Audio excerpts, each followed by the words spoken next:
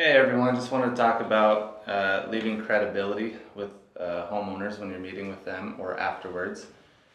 You have to understand that when you're in the home, their emotions are going to be a lot higher than they would be after you left the house, just because they're there with you, they're interacting, you're saying things that make sense, and naturally they get bought into the idea of switching over to solar, and it just makes sense for them to do it while you're there.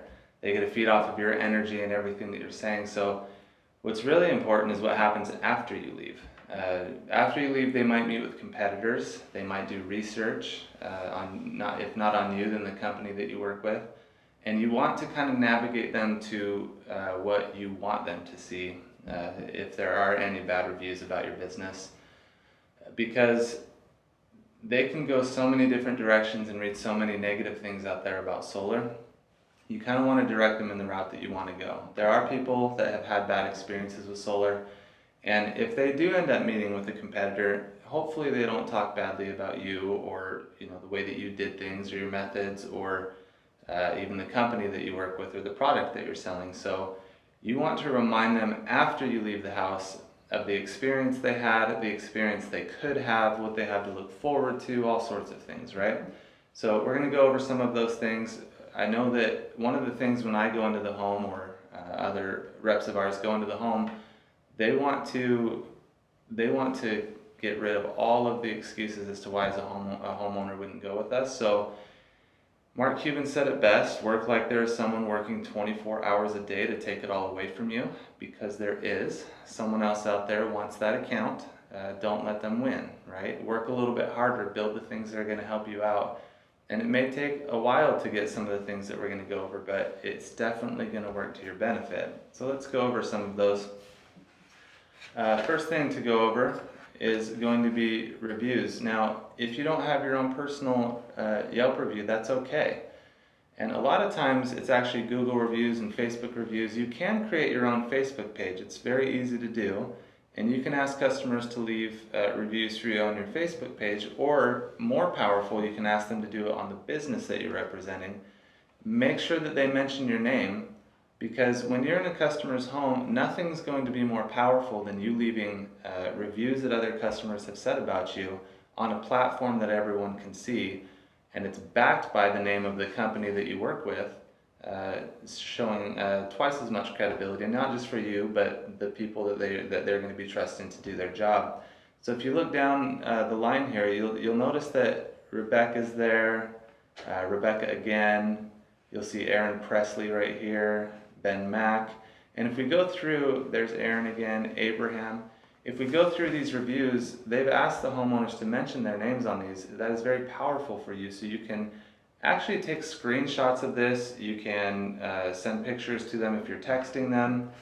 And what a lot of our reps like to do is build something like this. I'm going to show you. So this is something that we use and we print out and we leave behind, because other companies are leaving things behind as well.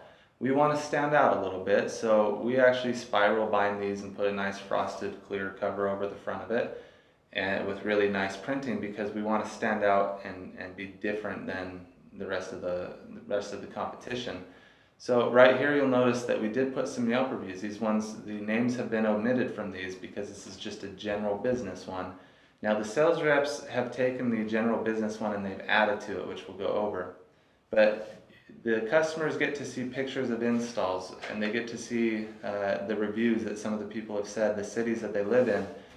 And we didn't put the full name just because we wanted to keep some privacy there, but it is not wrong of you to create one of these for yourself if your company doesn't have one, or they don't have it the way that you would like it. Okay? It is actually very good practice to start creating some of these documents for yourself.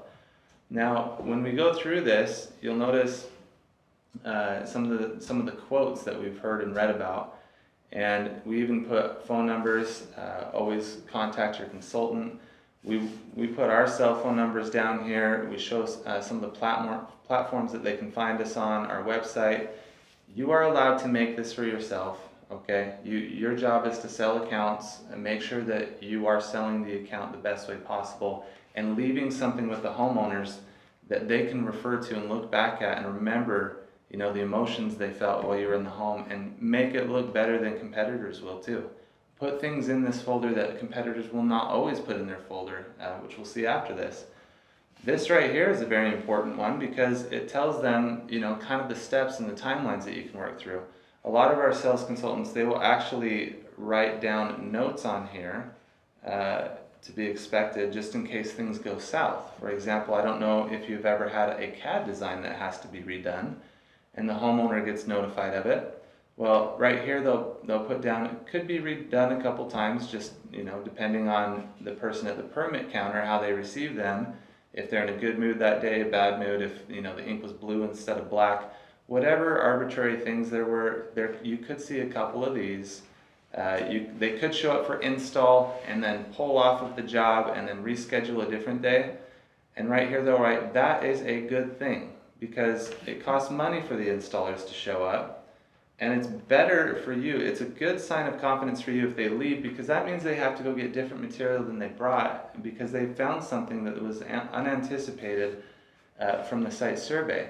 They didn't just say, you know what, we're going to cut corners here, we're going to install with what we have because we don't want to pay our employees to go back out and all the gas and all the insurance to go back out to that home and spend the money on those things so they can install with better material.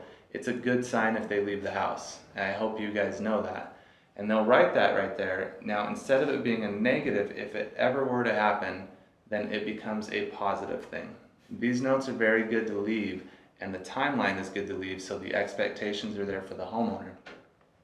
Okay, and then there's a reminder to talk about HOA holds or waiting timelines, or SDG&Es or your utility company's waiting times for certain things could affect this timeline.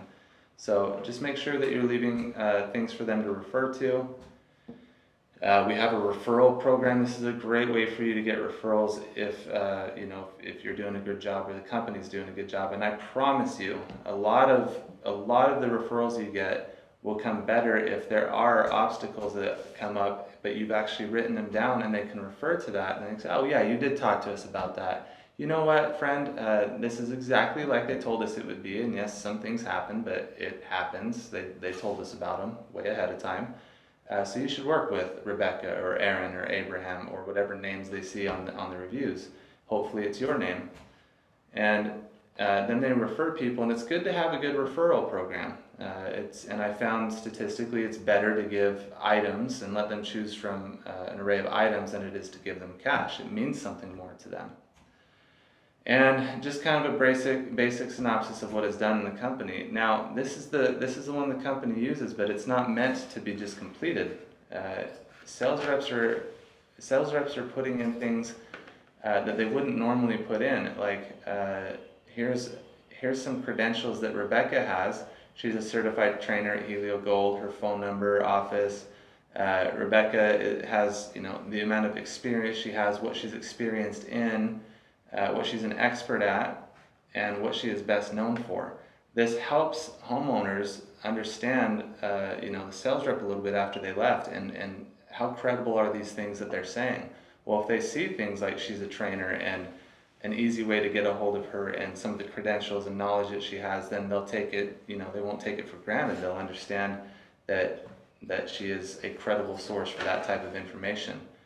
Further, you know, it's good to leave inside of there maybe, you know, some basics. So in case competitors go and talk to your homeowner about something completely opposite of what you did, they will notice that you also have options to do those things. And if they like you better than they like the person that presented it to them, and they can see in a very easy way that you can also do that, then you have a greater chance of them reaching out to you rather than signing with someone less qualified than you are to do those things. Now, I've had sales reps leave references. That's a huge one. You guys should talk to your homeowners that you've had installed and ask if they'd be references for you. So when you leave this with the homeowners that you're talking to, there's actually phone numbers and names that they can call and ask how the experience was. And one really good way to set that up so they're not calling every one of them is leave the different roof types that you've had installed. So if you go to a home that has a TPO roof, which you can find out about in the roofing training if you're not certain what that is, But if you come across a home that has a TPO roof and you're leaving this with them, and you scroll past all of your Yelp reviews mentioning your name, and you scroll all the way back to the references, and it says, Bradley had a TPO roof, here's his phone number, give him a call, he's agreed to be a reference. If you have one for every roof, composition shingle, carports that you've had built, TPO, metal roofs, ground mounts, then they can go through and get a good understanding of, from a third-party perspective, an unbiased perspective of the experience that they can look forward to when they're meeting with you. Now, leaving this behind, I promise you, no other company is leaving references that way. Sales reps for sure are not doing it, but it is very powerful for you to leave references of your own, show reviews of yourself. Maybe it's good to have them follow you on your Facebook page, or you follow them, and when their install photos happen, you can tag them on it so their friends can see it if it's on your Facebook page. You just want to be as credible as you can inside of these homes, because there is someone trying to take it away from you all the time. Don't let them. That's all. That's it.